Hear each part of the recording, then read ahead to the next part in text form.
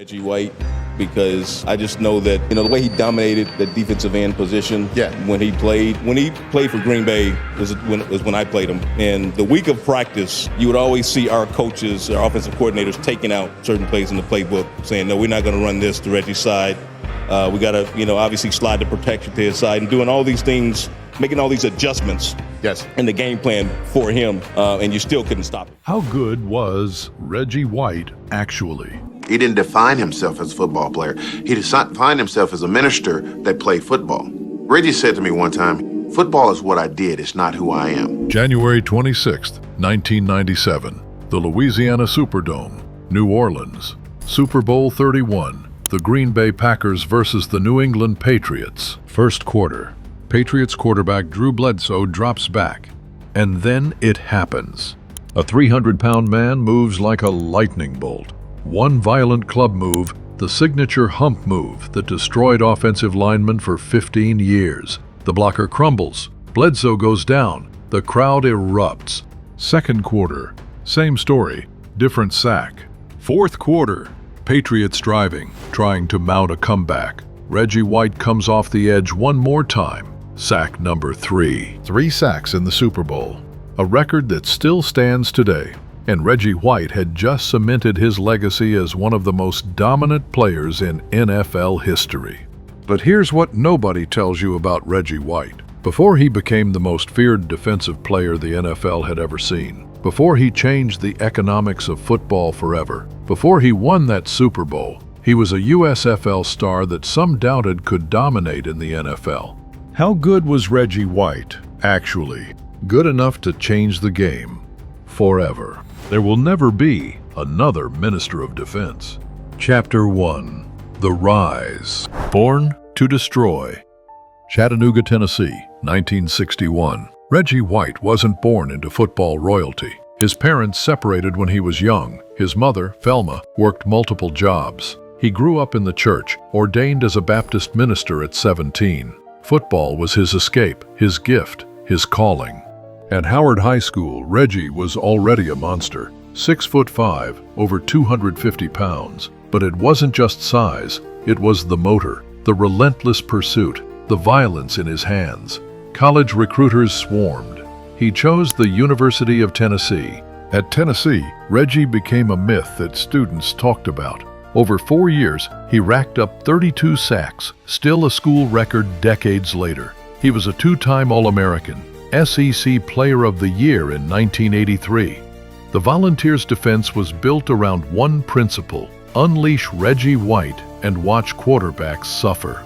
But when the 1984 NFL Draft came, something strange happened. Despite being one of the most dominant college players in the country, Reggie had already signed with the Memphis Showboats of the upstart United States Football League. The USFL was the NFL's rival, a spring league trying to steal talent and legitimacy, and Reggie was one of their crown jewels. The USFL Demolition Tour. In Memphis, Reggie White was a nightmare. In just 2 seasons, he recorded 23.5 sacks. He was first-team All-USFL and USFL Man of the Year in 1985. He was destroying grown men in a professional league while still in his early 20s. Offensive linemen had no answers. The hump move, a devastating arm-over technique that became his signature, was already dominant. But the USFL was collapsing. Financial chaos, failed TV deals. By 1985, it was clear the league was dying. The NFL held a supplemental draft for USFL players, and the Philadelphia Eagles took Reggie White with the 4th overall pick in the first round of the 1984 NFL supplemental draft. Contact with the ownership of the Memphis team and paid him $1 million, which was a hell of a lot of money back in 1985, and was able to bring Reggie to Philadelphia. Now the question was simple. Could this USFL star actually dominate in the NFL? We didn't have a lot of respect to think that he was as good as he was. We didn't know. Immediate domination. Reggie's first NFL season. He joined the Eagles in Week 4, 13 games, 13 sacks. He was widely recognized as Defensive Rookie of the Year, according to the Pro Football Hall of Fame, though the Associated Press award went to Dwayne Bickett. He wasn't easing in. He wasn't adjusting. He was already elite. Offensive coordinators had no answers. Double teams didn't work. Reggie was too quick, too strong, too relentless. Chip blocks bounced off him like mosquitoes. His speed off the edge was inhuman for a man his size. And that hump move, it became unstoppable. Veterans around the league were stunned. This wasn't a rookie learning the game. This was a fully formed destroyer who'd been dominating professionals for years. He'd just switched leagues. Eagles head coach Buddy Ryan, the architect of the legendary 46 defense in Chicago, knew immediately what he had. Ryan called Reggie his best defensive player, and coming from the man who coached some of the greatest defenders in NFL history, that wasn't just praise, that was a prophecy. By 1987, the football world realized something terrifying. Reggie White might be the most dominant defensive player anyone had ever seen. 21 sacks in 12 games. The 1987 season was strike-shortened. Players walked out. Replacement players filled rosters. Chaos everywhere. But Reggie White played 12 games. And he recorded 21 sacks. 21 sacks in 12 games.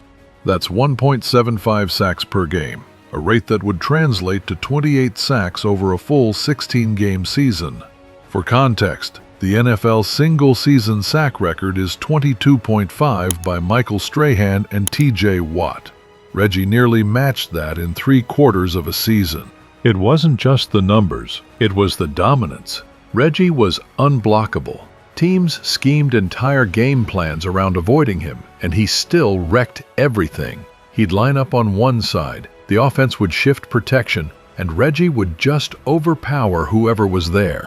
He won Associated Press Defensive Player of the Year in 1987. Philadelphia hadn't won a Super Bowl, but they had something just as powerful, the most feared defender in football. From 1985 to 1992, Reggie White recorded 124 sacks in 121 games with the Eagles, more sacks than games played. He became the franchise's all-time sack leader, a record that still stands today in 2025. He made 8 straight Pro Bowls, 7 straight All-Pro selections from 1986 to 1992. But championships eluded him. The Eagles made the playoffs repeatedly, but never reached the Super Bowl. And as his contract expired in 1992, Reggie faced a decision that would change the NFL forever. Chapter 2: The Turning Point. The Free Agency Revolution. The NFL had just introduced unrestricted free agency, a concept that seems normal now, but was revolutionary then. For decades, teams controlled players. You played where you were drafted until they traded you or cut you. Players had almost zero leverage. Reggie White was the named plaintiff in White vs. NFL, the landmark antitrust case whose 1993 settlement ushered in true unrestricted free agency. And then he became the first true free agent superstar. Every team wanted him. The bidding war was unprecedented, but one team shocked the world: the Green Bay Packers.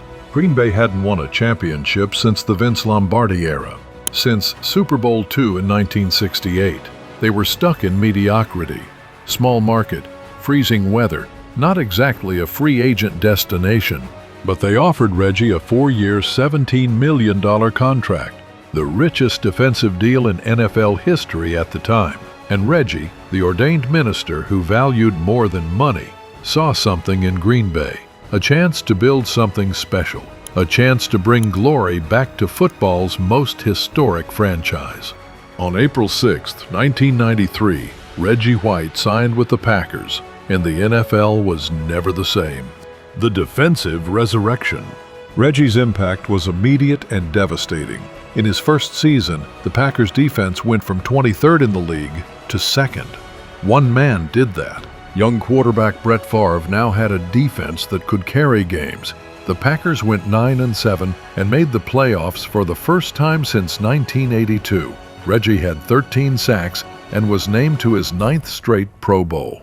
But this was just the beginning. Over the next 4 years, Reggie and the Packers built a winner. They made the playoffs every season. The defense was feared. anchored by the Minister of Defense, who earned his nickname not just for his ability to destroy offenses, but for being an ordained Baptist minister who led Bible studies and preached in the locker room. Reggie wasn't just a player.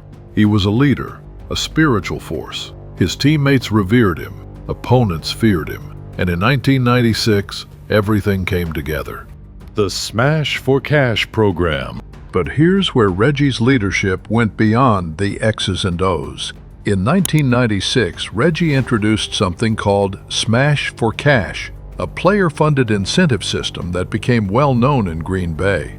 Here's how it worked. Reggie would pool his own money, sometimes $500 per play, and reward teammates for game-changing, legal plays, bone-crushing tackles, forced fumbles, sacks that shifted momentum, big hits that were clean but set the tone.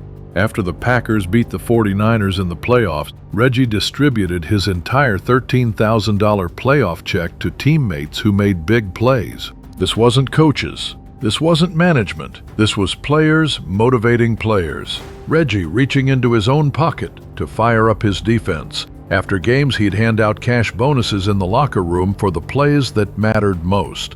The NFL allowed it at the time because it came from the players themselves, not the organization. It rewarded legal, hard-nosed football, not injuries. It was about effort, intensity, and winning.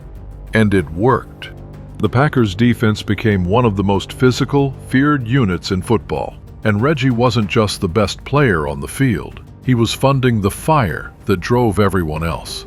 Years later, during the 2012 Saints Bountygate scandal, Smash for Cash would resurface in discussions about player-funded incentive programs. But in 1996, it was just Reggie being Reggie, leading by example, motivating through action, and literally putting his money where his mouth was.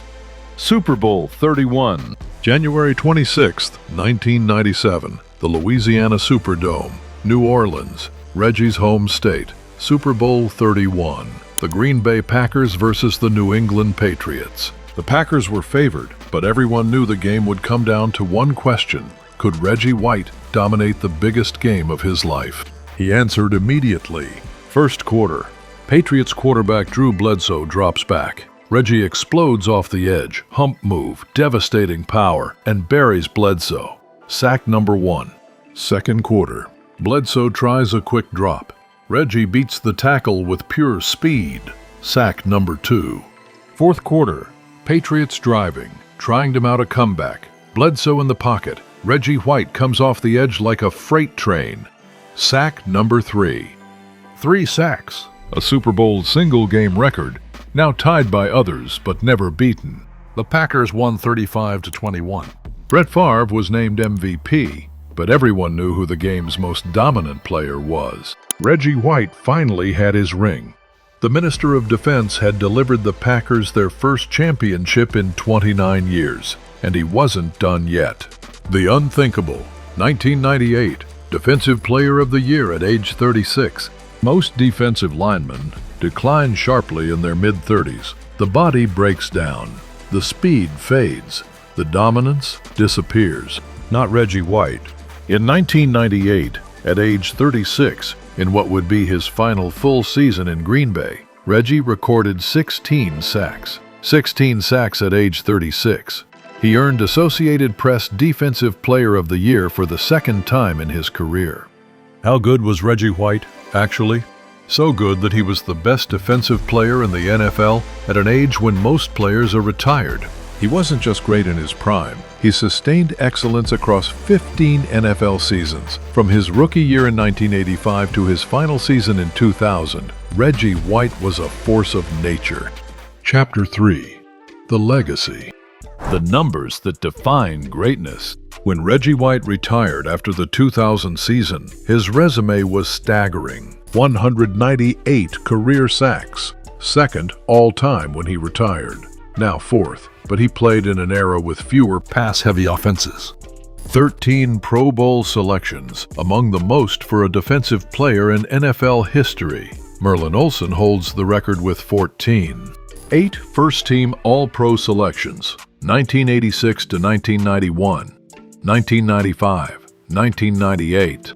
2 Associated Press Defensive Player of the Year awards, 1987 and 1998. Super Bowl champion and Super Bowl 31 record holder for most sacks in a single game with 3, now tied by others. 1,111 career tackles, 33 forced fumbles, and if you count his USFL sacks, his professional total jumps to 221.5, making him arguably the most prolific pass rusher in the history of professional football. But the numbers don't capture the dominance. Reggie didn't just beat offensive linemen, he humiliated them. The hump move became so unstoppable that coaches spent entire weeks trying to scheme around it. It didn't matter. He'd just use a different move. Speed rush, bull rush, spin move. Reggie had every weapon. The Minister of Defense. But Reggie's legacy isn't just sacks and awards. It's who he was off the field. An ordained minister at 17, Reggie never hid his faith. He led Bible studies. He preached at churches across the country. He used his platform to inspire and uplift. His nickname, the Minister of Defense, wasn't just clever wordplay. It was who he was. Reggie spoke openly about using football as a ministry. Every sack, every game, every championship was an opportunity to glorify something bigger than himself. He wasn't perfect. He made controversial statements later in life that sparked criticism, but his faith and his impact on teammates were undeniable. The sudden end, December 26, 2004. Reggie White suffered a fatal cardiac arrhythmia at his home in Cornelius, North Carolina. He was only 43 years old. Sleep apnea, sarcoidosis, and other health issues had plagued him in retirement. His death shocked the sports world, but his legacy was already immortal. In 2006, Reggie White was inducted into the Pro Football Hall of Fame on the first ballot, a unanimous selection. His bust sits in Canton alongside the greatest to ever play the game. The Packers retired his number 92. The Eagles retired his number 92. He's the only player in NFL history to have his number retired by 2 franchises. Reggie White wasn't just a football player. He was a revolution. He changed how free agency worked. He resurrected a franchise. He dominated an era.